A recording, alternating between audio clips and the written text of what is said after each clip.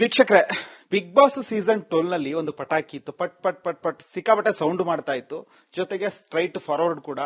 So ಆ ಕಡೆ ಕೇಳಿದ್ರೆ ಗೊತ್ತಲ್ಲ, ಟಗರನ್ನು ಮೀರಿಸುವಂತದ್ದು. ಸೊ ನಮ್ ಜೊತೆಗಿದ್ದಾರೆ ರಾಶಿಕಾ ಅವರು. Hi ma'am. ಹಾಯ್ ಸರ್, ಹೇಗಿದ್ದೀರಾ? ನಾನ್ ಚೆನ್ನಾಗಿದ್ದೀನಿ, ನೀವ್ ಹೇಗಿದ್ದೀರಿ? ಸಕ್ಕತ್ತಾಗಿದ್ದೀನಿ. ಫಸ್ಟ್ ಆಫ್ ಆಲ್ ಕಂಗ್ರಾಚ್ಯುಲೇಷನ್ಸ್, 106 ದಿನಗಳನ್ನ ಮನೇಲಿ ಜೀವಿಸಿದ್ರ ಅಂತ ಹೇಳ್ತೀನಿ. Thank you sir, thank you so much. Bigg Boss ಅಂದ ತಕ್ಷಣ ನಿಮಗೆ ತಟ್ಟಂತ ಏನ್ ನೆನಪಾಗುತ್ತೆ?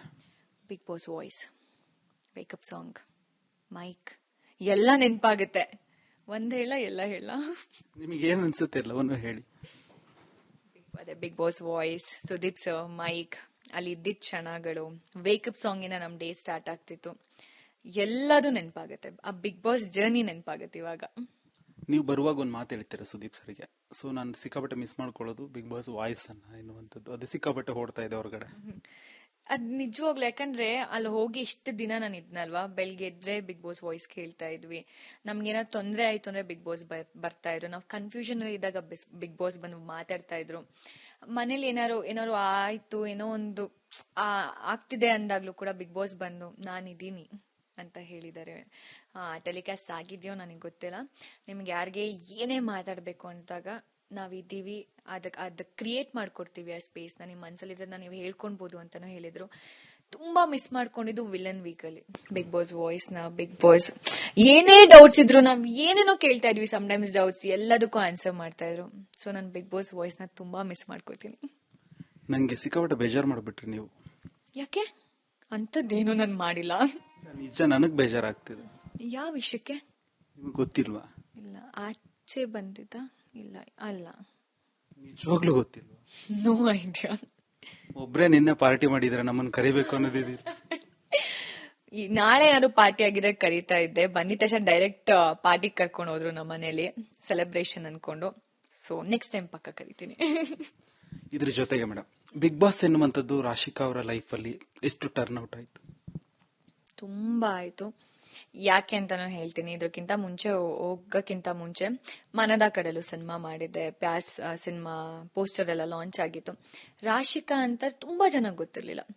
ಅಷ್ಟ್ ಸ್ವಲ್ಪ ಜನಕ್ಕೆ ಗೊತ್ತಿದ್ರು ಕೂಡ ರಾಶಿಕಾ ಅನ್ನೋದನ್ನೇ ರಿಷಿಕಾ ಏನೇನೋ ಕರೀತಾ ಇದ್ರು. ನಾನು ಎಲ್ಲರಿಗೂ ಕರೆಕ್ಟ್ ಮಾಡ್ತಿದ್ದೆ, ರಾಶಿಕಾ ರಾಶಿಕಾ ಅನ್ಕೊಂಡು.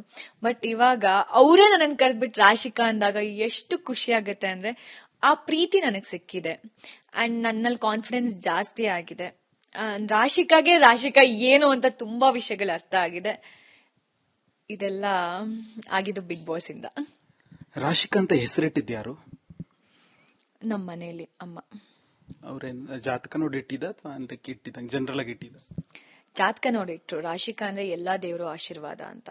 ಸೊ ಎಲ್ಲಾ ದೇವರು ಆಶೀರ್ವಾದ ಇವಳ ಮೇಲೆ ಇರ್ಲಿ ಅಂತ ಇಟ್ಟಿದ್ದಾರೆ. ನೋಡಿ, ಅದೇ ರಾಜ್ಕುಮಾರ್ ಹೇಳ್ತಾ ಇದ್ರು ಅಭಿಮಾನಿಗಳ ದೇವರು ಎನ್ನುವಂಥದ್ದು. ಅದನ್ನ ನೀವು ಪ್ರೂವ್ ಮಾಡಿದ್ರೆ ಹೆಂಗೆ ಅಂತ ಹೇಳಿದ್ರೆ, ರಾಶಿ ರಾಶಿ ಜನರ ಹೃದಯ ಗೆದ್ದಿದ್ರು.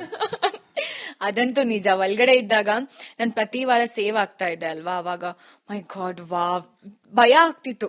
ನಾಮಿನೇಟ್ ಆದಾಗ ಈ ವಾರ ಹೋಗ್ಬಿಡ್ತೀನ ಏನು ಅಂತ. ಒನ್ ಪಾಯಿಂಟ್ ನಾನು ಯಾವತ್ತೂ ಬ್ಯಾಕ್ ಪ್ಯಾಕ್ ಮಾಡ್ಲಿಲ್ಲ. ಬಿಗ್ ಬಾಸ್ ಮನೇಲಿ ಬ್ಯಾಕ್ ಪ್ಯಾಕ್ ಮಾಡಿ ಕೊಡಕ್ಕಿರತ್ತೆ ಟ್ರಾಲಿನ. ನಾನು ಸುಮ್ನೆ ಒಂದೆರಡು ಬಟ್ಟೆ ಹಾಕ್ಬಿಟ್ಟು ಕೊಟ್ಟು ಕಳಿಸ್ತಾ ಇದ್ದೆ. ನಾನು ಬರೋ ದಿನನೂ ಪ್ಯಾಕ್ ಮಾಡಿ ಬಂದಿರ್ಲಿಲ್ಲ. ಯಾಕಂದ್ರೆ ನನ್ಗೆ ಅಷ್ಟು ಕಾನ್ಫಿಡೆನ್ಸ್ ಕೊಟ್ಬಿಟ್ಟಿದ್ರು, ನೀನ್ ಚೆನ್ನಾಗ್ ಆಡು ರಾಶಿ, ನಾನ್ ನಿಮ್ ಜೊತೆ ಇದೀನಿ ಅನ್ನೋದಕ್ಕೆ. ಪ್ರತಿ ವಾರ ನಾಮಿನೇಟ್ ಆದಾಗ್ಲೂ ನಾನು ಸೇಫ್ ಆಗ್ತಿದ್ದೆ, ಬಿಕಾಸ್ ಆ ಪ್ರೀತಿಯಿಂದ. ಬಟ್ ಆಚೆ ಬಂದ ಆ ಪ್ರೀತಿ ನೋಡಿದಾಗ ತುಂಬಾ ಖುಷಿ ಆಯ್ತು. ಇಷ್ಟೊಂದ್ ಜನ ನನ್ನನ್ನು ಇಷ್ಟಪಡ್ತಿದಾರ. ಟ್ರೋಫಿ ಸಿಕ್ಕಿಲ್ಲ, ಬಟ್ ಎಲ್ಲಾರ ಪ್ರೀತಿ ಸಿಕ್ತು ನನಗೆ ಎಂಡ್ ಆಫ್ ದ ಡೇ. ಹೊರಗಡೆ ಆ ಮನೆಯನ್ನ ನೋಡ್ಬೇಕಾದ್ರೆ ಪ್ರತಿಯೊಬ್ಬರಿಗೂ ಆಸೆ ಇರುತ್ತೆ, ನಾನು ಆ ಮನೆ ಒಳಗಡೆ ಹೋಗ್ಬೇಕು, ನಾನು ಕೂಡ ಒಬ್ಬ ಸ್ಪರ್ಧಿ ಆಗ್ಬೇಕು ಅಂತ. ಸೊ ನೀವು ಆ ಮನೆ ಒಳಗಡೆ ಹೋಗಿದ್ರ. ಸೊ ಒಂದು ಹಾಡು ನೆನಪಾಗುತ್ತೆ, ಸ್ನೇಹ ಅಂತ ಒಳಗೊಳಗೆ ಚೂರಿ ಹಾಕ್ತಾರೋ, ಒಂದೇ ತಟ್ಟೆಲ್ ಅನ್ನ ತಿಂದು ಮುಹೂರ್ತ ಇಡ್ತಾರಂತ. ನಿಮ್ಗೆ ಇಟ್ಟಿದಾರ ಮುಹೂರ್ತಗಳು ತುಂಬಾ? ಸಿ ಅಲ್ಲಿ ಸ್ನೇಹ ಅಂತ ಒಳಗೊಳಗೆ ಸ್ಕೆಚ್. ಅದು ಯಾಕಂಗಾಗತ್ತೆ ಗೊತ್ತಾ, ಅಲ್ಲಿ ಎಲ್ಲ ಏನೋ ನಾವ್ ಹಿಂಗ್ ಮಾಡ್ಬೇಕು, ಆ ನೆಗೆಟಿವ್ ಸ್ಪ್ರೆಡ್ ಮಾಡ್ಬೇಕು, ಒಬ್ರೊಬ್ರು ಜೊತೆ ಜಗಳ ಮಾಡ್ಬೇಕು ಅನ್ನೋದು ಯಾರ ಇಂಟೆನ್ಷನ್ ಇರಲ್ಲ. ಬಟ್ ಸಿಚುವೇಶನ್ಸ್ ಆ ತರ ಕ್ರಿಯೇಟ್ ಆಗತ್ತೆ ಅಲ್ಲಿ. ಈಗ ನಾಮಿನೇಟ್ ಮಾಡ್ಲೇಬೇಕಾಗತ್ತೆ. ಈಗ ನಾನು ನೀವು ಫ್ರೆಂಡ್, ಬಟ್ ನಿಮ್ ತಪ್ಪನ್ನ ನಾನು ಹೇಳಲೇಬೇಕಾಗತ್ತೆ. ನಾಮಿನೇಟ್ ಮಾಡ್ಬೇಕು, ಕಳಪೆ ಕೊಡ್ಬೇಕು ಬೇಕು ಅಂತ ಅಲ್ಲಿ ಏನೂ ಆಗಲ್ಲ. ಮಾಡ್ಬೇಕು ಅಂತ ನಾವೆಲ್ಲ ಮಾಡಾದ್ಮೇಲೆ ಅಯ್ಯೋ ಈ ತರ ಎಲ್ಲಾ ಮಾತಾಡಿದ್ವಾ, ಹಿಂಗೆಲ್ಲ ಆಯ್ತಂತ ನಾವೇ ಬೇಜಾರ್ ಮಾಡ್ಕೊಂಡಿರೋದು ಉಂಟು, ಯೋಚನೆ ಮಾಡಿರೋದು ಉಂಟು, ರಿಗ್ರೆಟ್ ಮಾಡಿರೋದು ಉಂಟು. ಬಿಗ್ ಬಾಸ್ ಮನೆ ಏನೂ ಮಾಡಕ್ಕಾಗಲ್ಲ, ಅಲ್ಲಿ ಶುಗರ್ ಕೋಟ್ ಏನೂ ಮಾಡಕ್ಕಾಗಲ್ಲ. ಇರೋದನ್ನ ನೇರವಾಗಿ ಹೇಳ್ತಾ ಇರಬೇಕು. ಅವಾಗ್ಲೇನೆ ಆಡಿಯನ್ಸ್ಗೂ ನಾವ್ ಇಷ್ಟ ಆಗೋದು, ನಮ್ಮನ್ನ ಸಪೋರ್ಟ್ ಮಾಡ್ತಿರ್ತಾರೆ. ಜರ್ನಿ ಇಲ್ಲಿ ತನಕ ಕಂಟಿನ್ಯೂ ಆಗತ್ತೆ. ಎಲ್ರು ನಮ್ಮವ್ರೆ, ಆದ್ರೆ ಯಾರು ನಮ್ಮವ್ರಲ್ಲ. ಅಲ್ಲಿ ಯಾರನ್ನೂ ಟ್ರಸ್ಟ್ ಮಾಡಕ್ಕಲ್ಲ. ಟ್ರಸ್ಟ್ ಮಾಡಕ್ ಕೆಲವು ಜನನ ನಾನು ಟ್ರಸ್ಟ್ ಮಾಡ್ಬೋದು, ಒಬ್ರು ಇಬ್ರನ್ನ ಅಷ್ಟೇನೆ, ಎಲ್ಲಾರನ್ನೂ ಟ್ರಸ್ಟ್ ಮಾಡಕ್ಕಾಗಲ್ಲ ಬಿಗ್ ಬಾಸ್ ಮನೇಲಿ. ರಾಶಿಕ್ ಅವರು ಬಿಗ್ ಬಾಸ್ ಸೀಸನ್ 12 ಅಲ್ಲಿ ಇನ್ನೂ ಎಲಿಮಿನೇಟ್ ಆಗಿಲ್ಲ, ಮನೆ ಒಳಗಡೆ ಇದ್ದಾರೆ. ಸೊ ಬಿಗ್ ಬಾಸ್ 3 ಆಸೆನ ಈಗ ಆಲ್ರೆಡಿ ಸ್ಪರ್ಧಿಗಳಿಗೆ ಹೇಳಿದ್ದಾರೆ. ಸೊ ನೀವು ಆ ಮನೆ ಒಳಗಡೆ ಇದ್ದಿದ್ರೆ ಏನ್ ಆಸೆನ ವ್ಯಕ್ತಪಡಿಸ್ತಾ ಇದ್ರಿ? ನಾನು ಫಸ್ಟ್ ಪಾನಿಪುರಿ, ನಾನು ಕೇಳ್ಕೊತಾನೆ ಇದೆ, ನನ್ಗೆ ತಿನ್ಬೇಕು ಅಂತ ಅನಿಸ್ತಿದ್ದ ಪಾನಿಪುರಿನ ತಿನ್ಬೇಕಂತ ತುಂಬಾ ಆಸೆ ಇತ್ತು. ಇನ್ನೊಂದು ನಾನು ಚಾರ್ಲಿ ವಿಡಿಯೋನ ಕೇಳ್ತಾ ಇದ್ದೆ, ನಾನು ಚಾರ್ಲಿನ ತುಂಬಾ ಮಿಸ್ ಮಾಡ್ಕೋತಿದ್ದೆ. ಇನ್ನೊಂದು ಸುದೀಪ್ ಸರ್ ಲೆಟರ್, ಯಾಕಂದ್ರೆ ಪ್ರತಿ ಸೀಸನ್ ಅಲ್ಲೂ ಸುದೀಪ್ ಸರ್ ನ್ಯೂ ಇಯರ್ಗೆ ಲೆಟರ್ ಕಳಿಸ್ತಾ ಇದ್ರು. ಅವ್ರ ಅಡ್ಗೆ ಅವರೇ ಕುಕ್ ಮಾಡಿ ಏನೋ ಕೊಟ್ಟು ಕಳಿಸ್ತಿದ್ರು. ನಾನು ಎಲ್ಲಾರ್ಗು ಮನೇಲಿ ಹೇಳ್ತಿದ್ದೆ ನಮ್ಗೆಲ್ಲ ಲೆಟರ್ ಬರುತ್ತೆ ಅಂತ. ಲೆಟರ್ ಬರ್ಲಿಲ್ಲ ನಮಗೆ. ಸೊ ಅದನ್ನ ತುಂಬಾ ಮಿಸ್ ಮಾಡ್ಕೊಂಡೆ, ಯಾಕಂದ್ರೆ ನಾನೇ ಎಲ್ಲರಿಗೂ ಪಾಪ ಆಸೆ ಹುಟ್ಟಿಸಿದೆ ಸುದೀಪ್ ಸರ್ ಲೆಟರ್ ಕಳಿಸ್ತಾರೆ ಅಂತ. ಅದ್ ಮಿಸ್ ಮಾಡ್ಕೊಂಡಿದ್ದೆ. ಸುದೀಪ್ ಸರ್ ಲೆಟರ್ ಕೇಳ್ತಾ ಇದ್ದೆ ನಾನು. ಈ 3 ವಿಶ್ ನೋಡಿ, ನಿಮ್ದು 3 ವಿಶ್ ಇದೆ. ಸೊ ಗಿಲ್ಲಿ ಅವ್ರದ್ದು ಎಂತ ಆಸೆ ಅಂತ ಹೇಳಿದ್ರೆ, ಮನೆ ಒಳಗಡೆ ಒಂದು ಆನೆ ಇದೆಯಂತೆ, ಆ ಆನೆ ಮೇಲೆ ಕೂರ್ಬೇಕಂತೆ. ಮನೆ ಒಳಗಡೆ ಇರೋ ಟಿವಿಲಿ ಒಂದು ಸಿನಿಮಾ ನೋಡ್ಬೇಕಂತೆ. ಸೊ ಮಲಗ್ತಾನಂತೆ, ಮಲಗ್ದಾಗ ನಾಯಿ ಬೊಗಳಬಾರ್ದಂತೆ. ಈ ರೀತಿಯ ಆಸೆಗಳನ್ನ ತೋರಿಸಿ.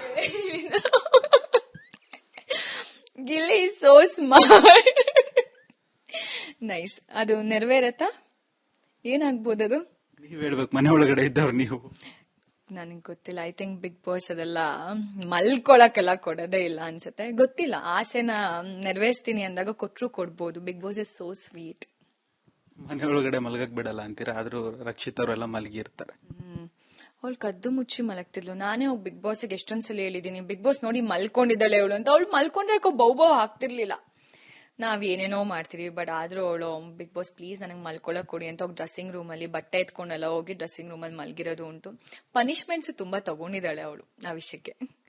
ಈಗ ನೀವು ನನಗೊಂದು ಒಳ್ಳೆ ಫ್ರೆಂಡು. ಸೊ ನೀವು ನನ್ನ ಜೊತೆಗೆ ಮಾತ್ರ ಮಾತನಾಡಬೇಕು, ಬೇರೆ ಯಾರ ಜೊತೆಗೆ ಮಾತಾಡಿದ್ರು, ಬೇರೆ ಯಾರ ಜೊತೆಗೆ ಮೆಸೇಜ್ ಮಾಡಿದ್ರು ನಾನು ಅಕ್ಸೆಪ್ಟ್ ಮಾಡ್ಕೊಳ್ಳಲ್ಲ, ಅಂದ್ರೆ ನಂಗೆ ಇಷ್ಟ ಆಗಲ್ಲ ಎನ್ನುವಂಥದ್ದು. ಇದೇ ರೀತಿಯ ಪ್ರಕರಣ ಇತ್ತೀಚೆಗೆ ನಡೆದಿತ್ತು. ರಕ್ಷಿತಾ ಅವರು ಅಂದ್ರೆ ಬೀನ್ ಬ್ಯಾಗ್ ಅನ್ನು ಎತ್ತಿ ಬಿಸಾಡ್ತಾರೆ. ಸೊ ಇಲ್ಲ ರಘುವಣ್ಣ ಮತ್ತೆ ಗಿಲ್ಲಿ ಅವ್ರು ನನ್ನ ಜೊತೆಗೆ ಮಾತ್ರ ಇರ್ಬೇಕು. ಅದನ್ನ ನೀವು ಕಡಾಖಂಡಿತವಾಗಿ ಖಂಡಿಸ್ತೀರಾ?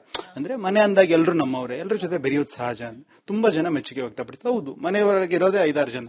ಈ ತರ ಏನಕ್ಕೆ ಎನ್ನುವಂಥದ್ದು ಅದ್ ಹೇಗಾಗತ್ತೆ ಅಂದ್ರೆ ಮನೇಲಿ ಕಡಿಮೆ ಆಗ್ತಾ ಆಗ್ತಾ ಆಗ್ತಾ ನಮಗ್ ನಾವೇ ಆಗಿರ್ತೀವಿ. ಅಲ್ಲಿ ಅವ್ರು ಇರೋದ್ 10 ಜನ, ನೀವೆಲ್ಲರ ಜೊತೆನೂ ಮಾತಾಡ್ಬೇಕಾಗತ್ತೆ. ನಾನು ಎಲಿಮಿನೇಟ್ ಆಗಿದ್ ವೀಕಲ್ಲಿ 8 ಜನ ಇರ್ತೀವಿ.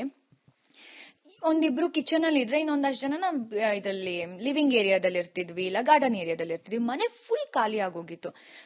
3 ಜನನು ಒಂದೇ ಕಡೆ ಕುತ್ಕೊಂಡ್ರೆ 3 ಜನ ಉಳಿತಾ ಇದ್ರು. ಯಾರ ಜೊತೆ ನಾವು ಮಾತಾಡೋದು? ಎಲ್ಲಾರ ಜೊತೆನೂ ಮಾತಾಡ್ಬೇಕಾಗತ್ತೆ.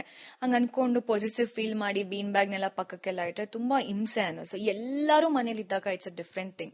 ತುಂಬಾ ಜನ ಇರ್ತೀವಿ, ಎಲ್ಲಾ ಕಡೆ ಮಾತಾಡ್ತಿರ್ತೀವಿ ಅನ್ಕೊಂಡು. ಬಟ್ ಕಡಿಮೆ ಆಗ್ತಾ ಆಗ್ತಾ ಆಗ್ತಾ ಆಗ್ತಾ ನಮಗೆ ಫೀಲ್ ಆಗಕ್ ಸ್ಟಾರ್ಟ್ ಆಗುತ್ತೆ, ಅಯ್ಯೋ ಮನೇಲಿ ಯಾರು ಇಲ್ಲ, ಯಾರ ಜೊತೆ ಮಾತಾಡೋಣ, ಯಾರ ಜೊತೆ ಇಂಟ್ರಾಕ್ಟ್ ಮಾಡೋಣ ಅಂತ. ಬಟ್ ಆ ಟೈಮಲ್ಲಿ ರಕ್ಷಿತಾ ಮಾಡಿದ್ ನಂಗೆ ಸಿಕ್ಕಾಬಡೆ ಬೇಜಾರಾಯ್ತು. ಸುಮ್ನೆ ಅವಳ ಒಪಿನಿಯನ್ಸ್ ನ ಅವಳು ಹೇಳಕ್ ಸ್ಟಾರ್ಟ್ ಮಾಡಿದ್ಲು. ಅದೊಂದು ರಕ್ಷಿತಾ ಮೇಲೆ ತುಂಬಾ ಬೇಜಾರಾಯ್ತು ನನ್ಗೆ.